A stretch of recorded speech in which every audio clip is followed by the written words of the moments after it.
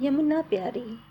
हे मेरी यमुना प्यारी, तुम पर कैसी पीर पड़ी भारी।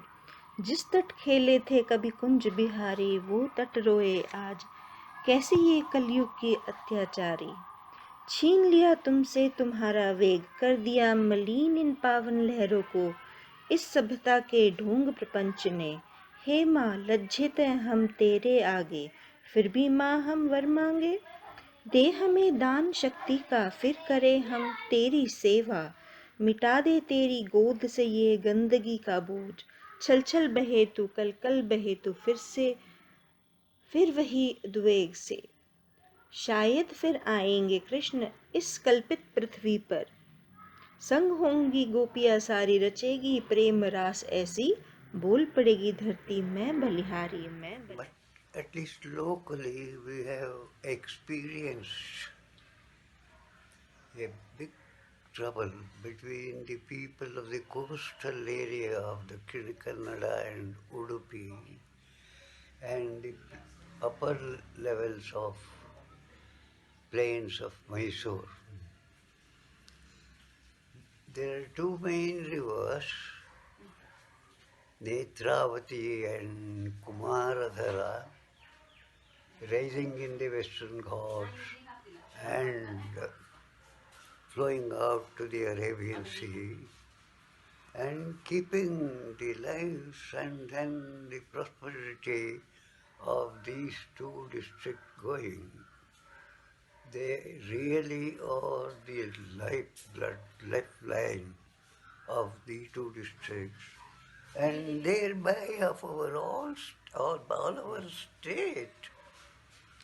But people of the upper, they want to divert this river to the upper plains by using their technology of being able to pumping huge quantities and distribute it in other drier districts. Yes, water is needed everywhere and even in the drier districts, and we have to make whatever is possible. But it should not be at the cost and at the expense of what now nature has created and helped the people of that place so much. There is a very glib talk saying that about 2,000 cusecs of water, Netravati river is flowing waste into the sea. Is that all our understanding about the river finding its place to the sea? Is that wasteful? And incidentally, you are talking of this 200 cusecs of water flowing into the sea wastefully by taking a measure at the highest level possible. But let us not forget that 2,000 cusecs being wasted into the sea. In fact, things, rivers and freshwater sources going into the river mouth, is an essential ecological requirement. You draw out water and don't send anything into the sea, you are going to suffer ecologically. So therefore, and this kind of attitude, unfortunately, is there among some of our own people. But I think it's a very huge thing that we have got to pursue to see that the great rivers that have made civilization or destroyed civilization are preserved, and we, all of us, really benefit from that. Well, this is a very meager story about not a very big river, but I am really fond of rivers, great rivers. if you see the great Ganga flowing down to the plains from the Himalayas, it's a sight, real sight. The Ganga along in floods in Patna. Look at the Ganga as it comes and flows by the side of Howrah, and then it's called Bhagirathi there. Look at Kaveri, our own river. Look at Godavari and Krishna. If you travel along the coast from Chennai to Kolkata, you pass through the delta areas of these great rivers along with Mahanadi. And what a place, what a sight. So let us keep them alive. Let us keep them alive.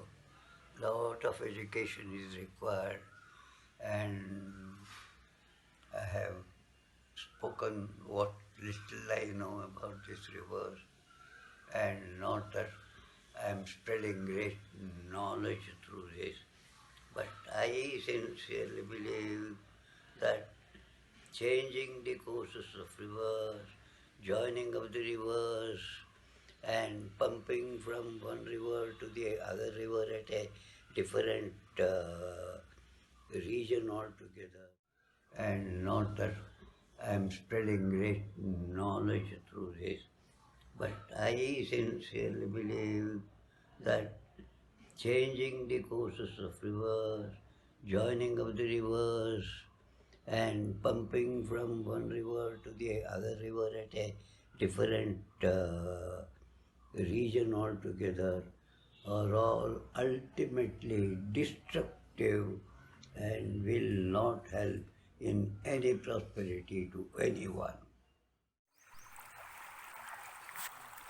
When we think of river, one must understand that it's a flow of life. It's not only water, but combination of such frequencies which bring with it the herbs and the aroma from the mountains and woods, wherever it flows from.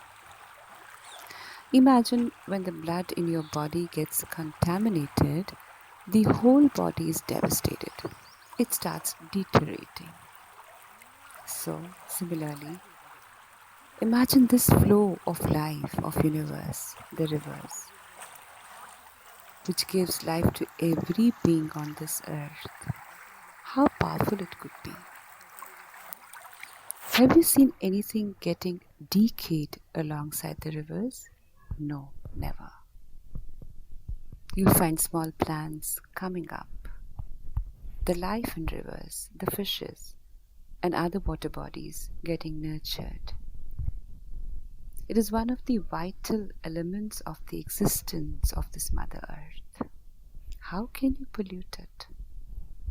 Is it because you feel arrogant, intellect, and mind, which is so arrogant at times, and it can give you any excuse to do whatever you want? Be prepared then. Mind you, whatever you offer will be served back to you. So watch out your actions, or else universe will teach you through tough lessons. Be humane and not insane. You're born as a human. Honor this decision and be a helping hand. And don't be a curse of this vast creation, what we called nature.